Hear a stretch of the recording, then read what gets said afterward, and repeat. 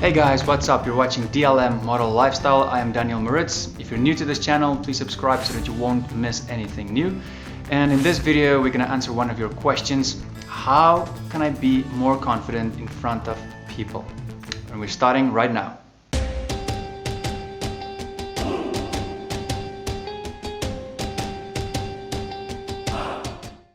Alright, so being confident for a lot of people is not that easy. I mean, even for me, sometimes I'm very nervous, depending on the situation and the people that I'm with, right? But certain people react a little bit different when they are nervous, like you get sweaty hands or your legs start to shake, or some people just keep quiet, they kind of shut down, and some other people, they just start talking and rumbling because they're nervous. Alright, but why? Why are we so nervous? Now there's a lot of stuff that you can do about styling and grooming and taking care of yourself to boost your confidence, but ultimately, let's be real, it's about what's going on in your head, right? It's about all these thoughts coming in about I'm not good enough, or I'm ugly, or I cannot speak well enough, or all these kind of thoughts. It just pops in from nowhere. And when you start to get these thoughts, you start to be nervous, and you just wonder and be like, I wish I could be more confident in front of people. Well, there's a few things that I learned in international modeling, and I'm gonna share it with you, and we're gonna start with some of the basic stuff, and then we're really gonna go into it. The first step is think before you speak. Whenever you start to speak to people and you feel nervous and you just rumble off and just blah blah blah blah blah, stop yourself. Don't do it. Take a second, calm down, refresh, and then go again. The worst thing that you can do is just to speak whatever pops into your head, because you cannot control it. I mean, some of you know, once you say something, you can never take it back. And it really hurts people in, for example, relationships. I mean, once you say something, that's it. My second point is speak slower and speak less. If you speak slower, it gives you time to really think about what you want to say. You sound more clear. And if you speak slower, people can understand you a lot better. And you only need to say a few things that will get your point across, right? If you're already nervous to speak in front of people, then why would you want to say a lot of stuff? Keep it short, keep it sweet, and focus only on what you want to say right now, right here, all right? Now, you probably heard this quote a lot that says, speak less and listen more. And it's so true. People will like you more if you actually speak less. And if you don't know what to say, don't say anything at all. Just be quiet. Just take a step back. Just be there and just observe a little bit, refresh, listen to what some other people are saying. And when you are ready to talk, then go. If you feel stupid, if you feel silly, you don't know what to do with your hands, or you don't know what to say, that's the perfect time not to do anything and just to be there. Alright?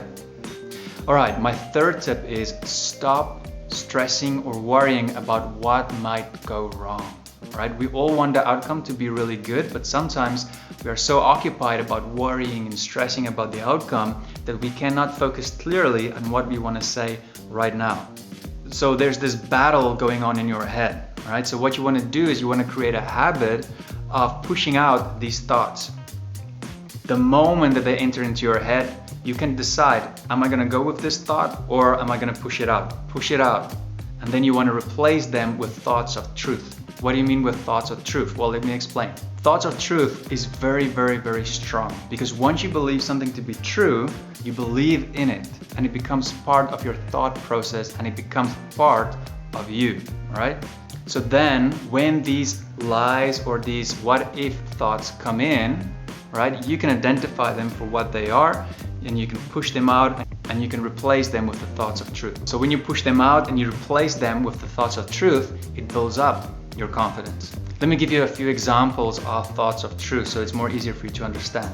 Perfection is a sham. Nobody is perfect. Another truth, if you are in new situations or if you have to do something that you've never done before, that's normal. So don't be too stressed, or it's just normal, right? It's like a dark room you're entering and you don't know what to expect, right? Because you don't have the experience yet.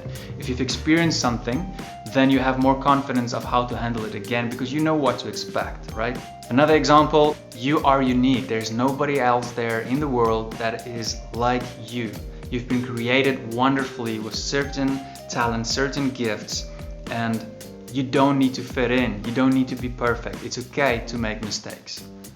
All right, tip number 4, get to know your strong and your weak points. You have to accept that you will not be good in everything that you try to do, all right?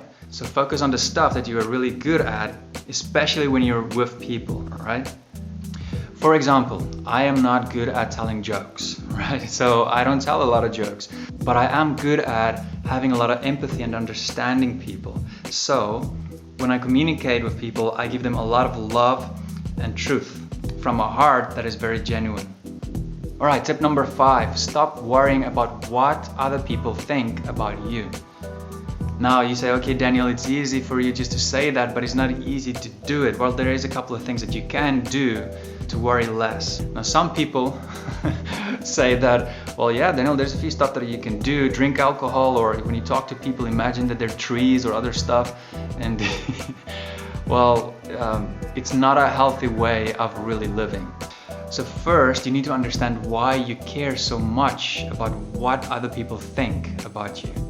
Now the truth is, you and me have been brainwashed since we were kids. Since I could remember, the media out there on TV, radio, even if you just drive somewhere, you can see the billboards. It's all these kind of brainwashing where they show us how to act, dress and behave in certain kind of way so that we're accepted and liked by the people. And so it's become part of who we are and how we kind of grew up. And you have to let that go. And now social media brought this on a whole bigger scale. I mean, people base their value on the number of likes and the number of subscribers or followers that they have. So people are getting obsessed with these questions of, am I beautiful enough? Do people like me? And to live this kind of way is very dangerous, especially if they're in certain situations. They don't have enough confidence because they feel that they are not good enough, because they worry too much about what other people think about them. You need to let it go. Just let it go. Now, the people who really like you for who you really are the kind of people you really want in your life. If you have people that don't really care or like you for who you are, then you gotta push them out. Negative people are the worst kind of people to have around you all the time because they break you down. They break your confidence down and they break you down as a person. What you need to understand is what people say or do or how they act towards you. Well, most of the time it's got nothing to do with you, but it's got everything to do with them. So let them go. So don't make it personal. The less you worry about what other people think about you, the less complicated life becomes.